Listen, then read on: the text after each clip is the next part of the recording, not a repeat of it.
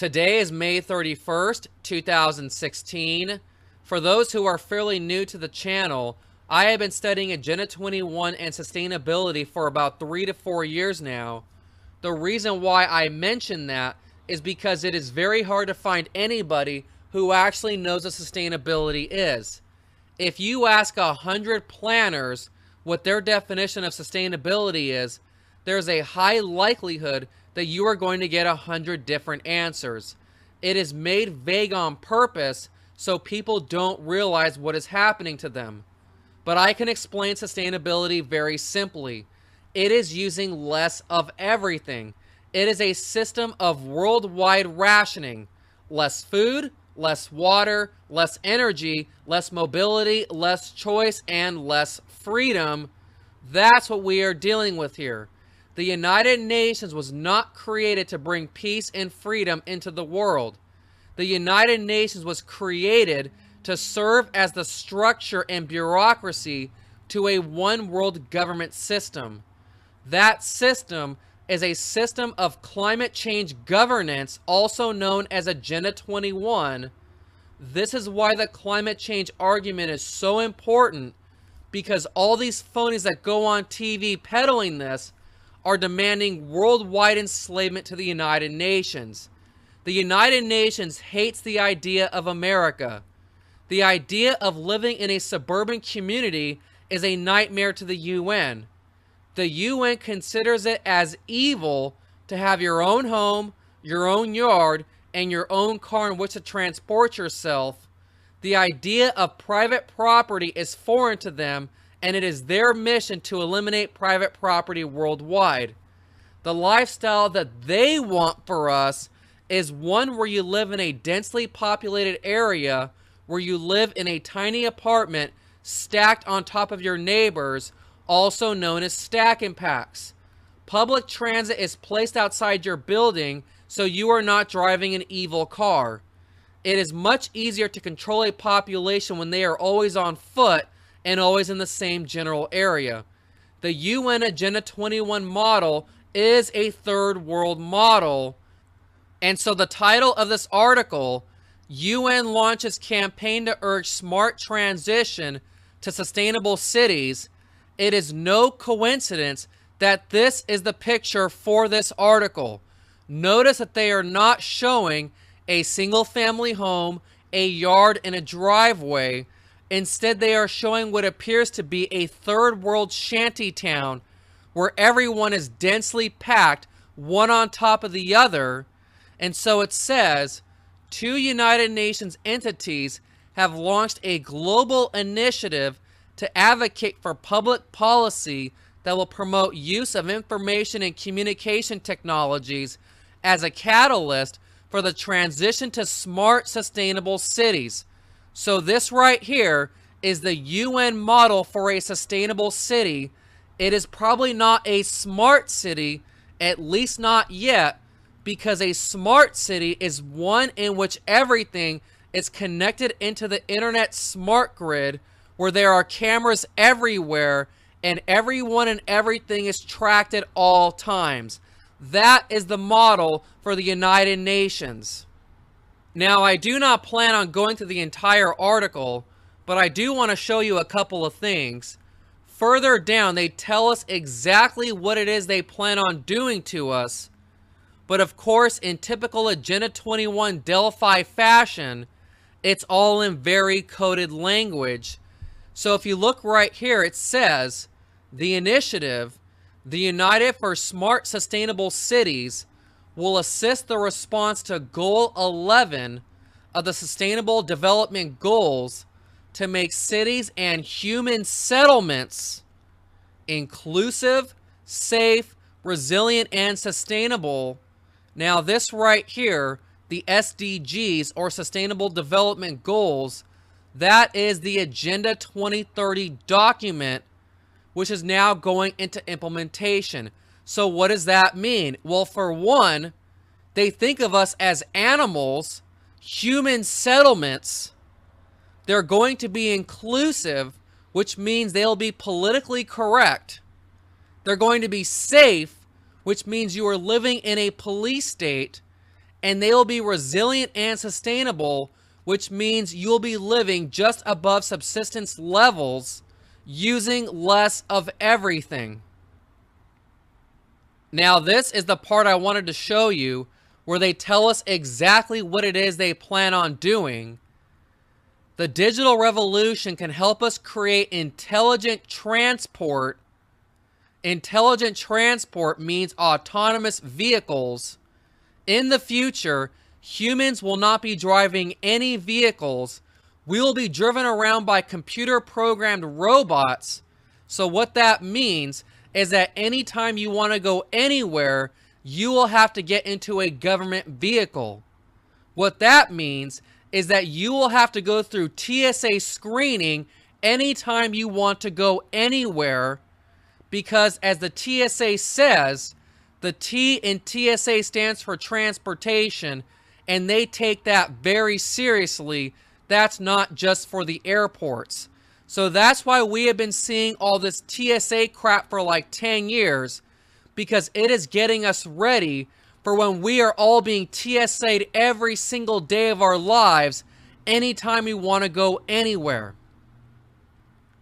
Smart energy systems. That means no more electricity. That means all of your power will come from wind and solar, which of course means you will be spending a considerable amount of time in the dark. All you have to do is look at Venezuela. They are rationing their electricity right now, and from what I am reading, they are spending more time in the dark than not. Resource efficiency, that means using less of everything. That means using as little water as possible. That means rationing food. And transparent and open societies. That means you will be spied on. That means the government will know everything about you, while at the same time, you will know nothing about them. And all these things I just read to you will help them create sustainable development. Do you get it now? It's about a smart grid. It's about rationing. It's about robots driving you around everywhere. It's about having as little freedom as possible. Then it says, however, to achieve this, we need trust and predictability. So they are expecting you to trust them. And predictability, what that means is they want to be able to predict the future. If you look on the internet, you will see articles from Amazon and Google and other type entities, especially Amazon. It is the goal of Amazon through algorithms. They want to be able to know when you are going to buy a product before you even buy it. They want to know your every move before you even make it, and they are expecting you to trust them with that knowledge. So it says, to achieve this, we need trust and predictability, and we need common and neutral standards that can work across borders and technologies. So that means everyone will be under the same system, the one world government system controlled by the United Nations. So that's what they want to do to us. This is about creating a prison planet where everybody is enslaved to the UN. We are all totally equal, living in equal poverty and equal misery. So the last thing I want to show to you is something I have shown before on this channel. Over here in Southern California, we have something called SCAG. SCAG is the Southern California Association of Governments. They are a massive, unelected regional planning board. They are a shadow government entity that operates in the dark. They do all the planning for the 6-county region of Southern California. They essentially own all of our cities. And the best way to describe SCAG is they are the United Nations vision of thinking globally while acting locally, because they are implementing a global agenda at the local level. And if you want to know what the Trans-Pacific Partnership actually is, it is SCAG at a worldwide level. Now, SCAG, They claim to have nothing to do with the United Nations. They claim they are not communist. But if you go into their building and look in their glass case, they have an award from the United Nations for their global human settlements. Sound familiar? So I just found out that SCAG, which everyone in the room behind me denies as communist, they are communist. They are implementing United Nations Agenda 21 Sustainable Development. Of course, they pretend that they don't know what that is, but here they are receiving an award from the United Nations for their sustainable development goals. So SCAG is implementing United Nations Agenda 21. There's no doubt about it. There's no hiding it. They are not working on behalf of the people. They are working on behalf of the United Nations. Shame on all of them. Those people inside are all traitors. They have gone against their oath to uphold the Constitution. The UN does not supersede anything that the United States of America upholds or does. Today is May 31st, 2016. For those who are fairly new to the channel, I have been studying Agenda 21 and sustainability for about 3 to 4 years now. The reason why I mention that is because it is very hard to find anybody who actually knows what sustainability is.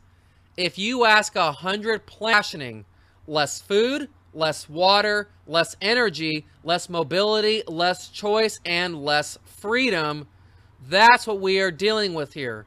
The United Nations was not created to bring peace and freedom into the world.